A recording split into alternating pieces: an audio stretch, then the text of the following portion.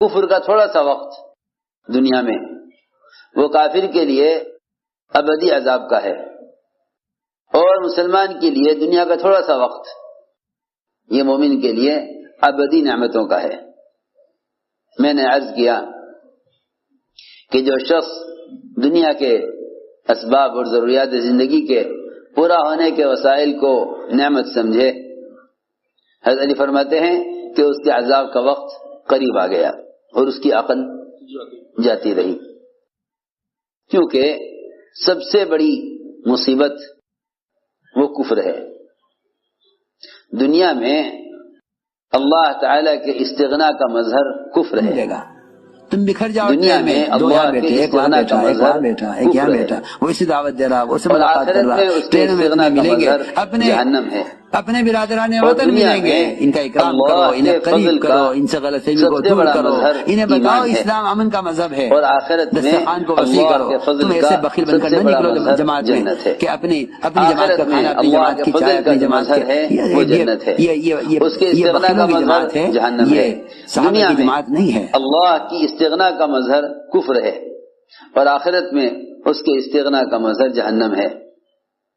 یوں کہیں کہ اللہ تعالی کے استغنا سے اس طرح ڈرا کرو جس طرح اللہ کے عذاب سے ڈرتے ہو۔ اللہ کے استغنا سے ایسے ڈرو جیسے اللہ کے عذاب سے ڈرتے ہو۔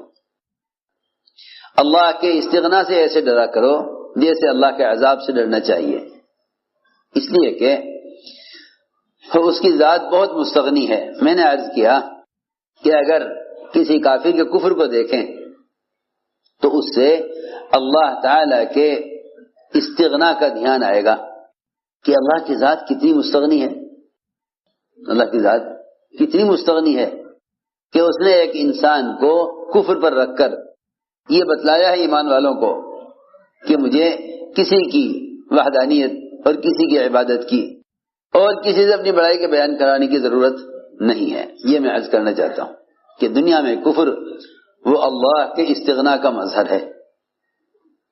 تو جب اللہ تعالی نے کافر کو دکھلا کر اپنا استغنا سمجھایا مومن کو، تو پھر مومن کے لیے کہاں گنجائش ہے، مومن کے لیے کہاں گنجائش ہے کہ وہ کسی عبادت پر فخر کرے، کسی عبادت پر۔ سنو میں کیا کہہ رہا، اس کو تو ہر وقت اس بات پر اللہ کا شکر ادا کرتے رہنا چاہیے کہ اللہ تیرا کتنا بڑا فضل ہے، تیرا کتنا بڑا فضل ہے کہ تو نے مجھے دنیا میں کفر سے بچا لیا۔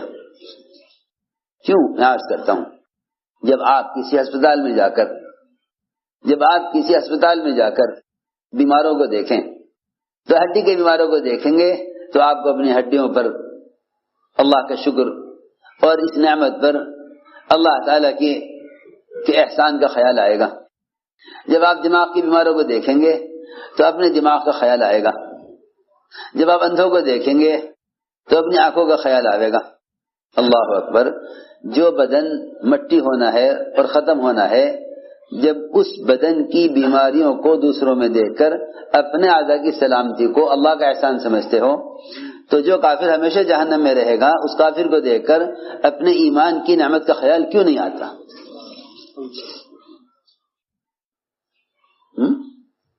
میں حیران ہوں کہ اس زمانے میں پڑھے لکھے کیا عوام سب مسلمان ایمان کی نعمت سے غافل ہیں۔ وہ یوں سمجھتے ہیں یہ تو ایک ہماری پیدائشی چیز ہے، حالانکہ آپ دیکھ رہے ہیں کہ یہودی، نصرانی، مشرک اور کافر ہر مذہب کے گھر میں بچے پیدا ہو رہے ہیں، ان کے پیدا کرنے والے، ان کو جننے والے، وہ انہیں اپنے اپنے مذہب کی تعلیم دے رہے ہیں۔ سوچنے کی بات ہے۔ اس لیے میں نے عرض کیا کہ جو شخص دنیا کی نعمتوں کو نعمت سمجھے اس کی عقل جاتی رہی، اس کے عذاب کا وقت قریب آ گیا۔ سب سے بڑی نعمت نعمت اسلام ہے۔ اس لیے کہا گیا الحمدللہ علی نعمت الاسلام۔ سب سے بڑی نعمت ایمان ہے۔ لیکن عجیب بات یہ ہے، اللہ تعالی نے ایمان کا نصیب جو ہے اور ایمان کی جو نعمت ہے وہ اللہ نے ہمارے اور آپ کے حصے میں رکھی تھی، اور ہم اس سے غافل ہو کر دنیا کی نعمتوں سے اپنا حصہ چاہتے ہیں، حالانکہ اللہ رب العزت نے ہمارا اور آپ کا نصیب ایمان بنایا ہے، لیکن ہم اس کو اپنا نصیب نہیں سمجھتے۔ سنو غور سے بات، ایمان ملائکہ کا نصیب نہیں ہے، ایمان ملائکہ کا نصیب نہیں، اور ایمان انبیاء کا نصیب نہیں، اور ایمان صحابہ کا نصیب نہیں، بلکہ ایمان ہمارا اور آپ کا نصیب ہے۔ میری بات بہت توجہ چاہتی ہے، میری بات بہت توجہ چاہتی ہے۔ جن کا اصل ایمان نصیب تھا انہوں نے تو اس کو کچھ نہ سمجھا، انہوں نے اس کو کچھ نہ سمجھا۔ ایمان ہمارا اور آپ کا نصیب ہے، ملائکہ کا، انبیاء کا، صحابہ کا نصیب نہیں ہے، کیونکہ حضور اکرم صلی اللہ علیہ وسلم نے ایک مرتبہ فرمایا صحابہ سے کہ یہ بتلاؤ کہ سب سے افضل ایمان کس کا ہے؟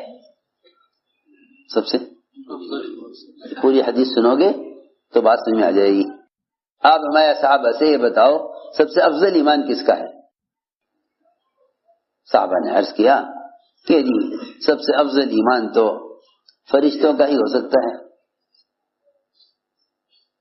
سب سے افضل کامل ایمان فرشتوں کا ہو سکتا ہے۔ آپ نے فرمایا فرشتوں کا ایمان کیا کمال ہے؟ فرشتوں کا ایمان کیا کمال ہے؟ فرشتوں کا ایمان اگر ایسا نہ ہو تو کیوں نہ ہو، ہونا ہی چاہیے، ہونا ہی چاہیے ان کا ایمان۔ کیوں؟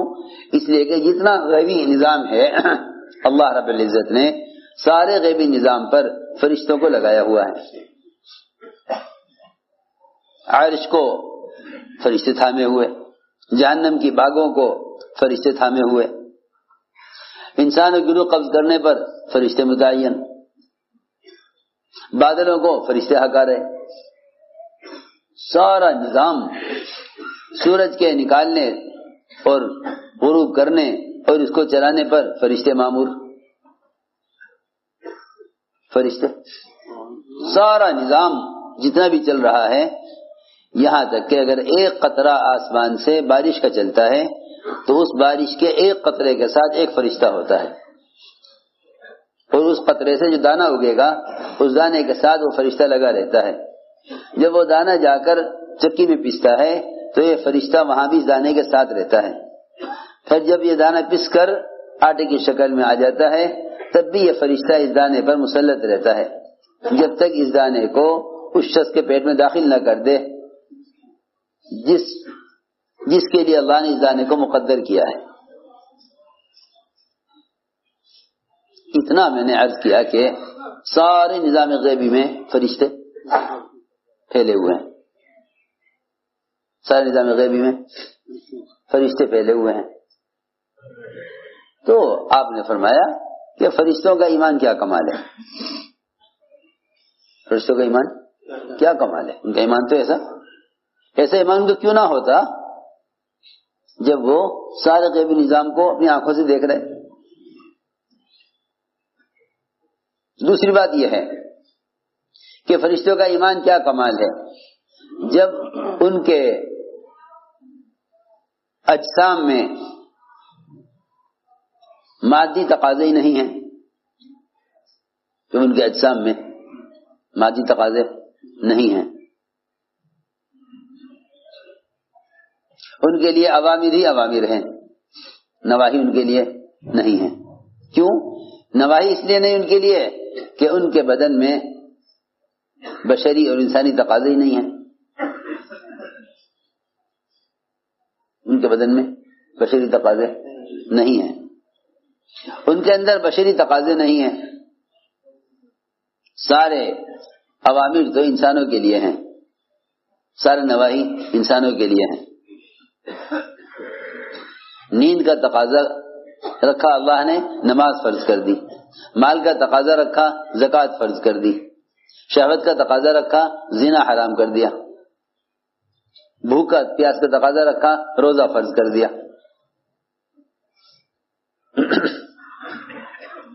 یہ سارے تقاضے فرشتوں کے اندر نہیں۔ میں نے عرض کیا کہ آپ نے فرمایا کہ فرشتوں کا ایمان کیا کمال ہے، فرشتوں کا ایمان کیا کمال ہے، ان کا ایمان تو ایسا ہونا ہی چاہیے تھا۔ صحابہ نے عرض کیا پھر تو ایمان انبیاء علیہ السلام کا ہی ہو سکتا ہے، پھر تو ایمان انبیاء علیہ السلام کا ہی ہو سکتا ہے۔ آپ نے فرمایا کہ انبیاء علیہ السلام کا ایمان ایسا کیوں نہ ہو، اور ان کا ایمان ایسا ہونا کیا کمال ہے؟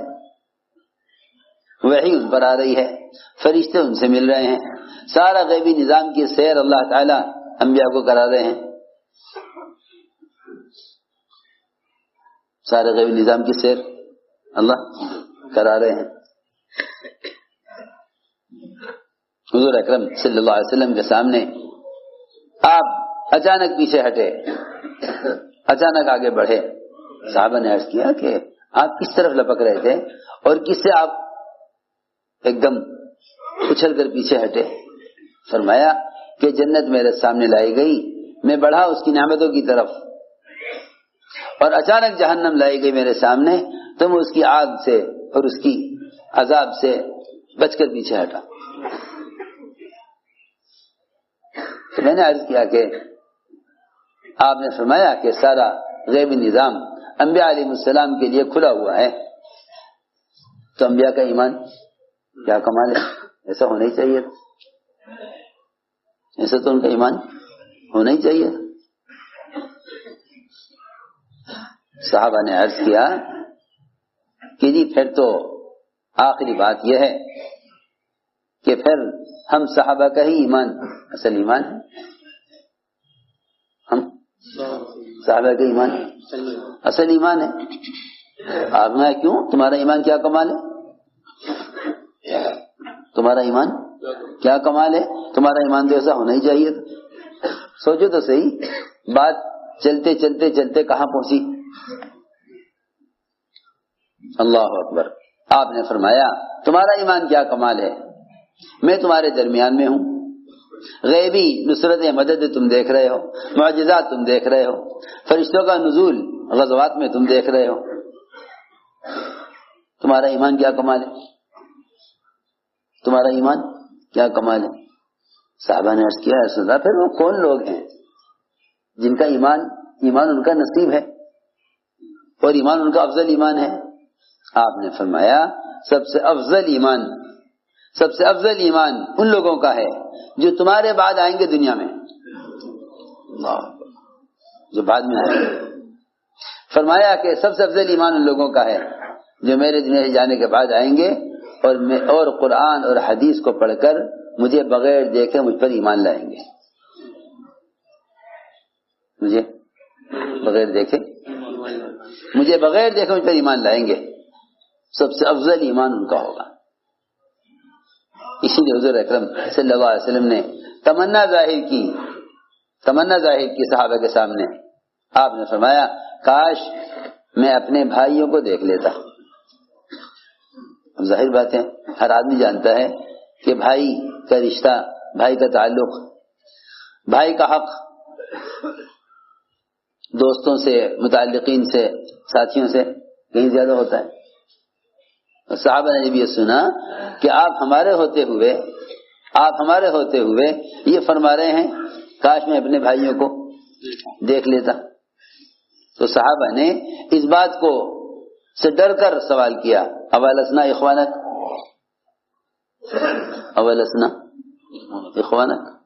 ہم آپ کے بھائی نہیں ہیں؟ صحابہ اس سے گھبرا گئے کہ ہمارے علاوہ آپ اپنا بھائی کسی اور کو کہہ رہے ہیں۔ صحابہ کے سوال کا مطلب ہی یہی ہے کہ صحابہ ڈر گئے اس بات سے، اولسنا اخوانک، کیا ہم آپ کے بھائی نہیں ہیں؟ کیا ہم آپ کے بھائی نہیں ہیں؟ آپ نے فرمایا کہ نہیں، تم میرے ساتھی ہو، تم میرے ساتھی ہو، میرے بھائی تو وہ ہیں میرے بھائی تو وہ ہیں جو میرے دنیا سے جانے کے بعد مجھ پر ایمان لائیں گے.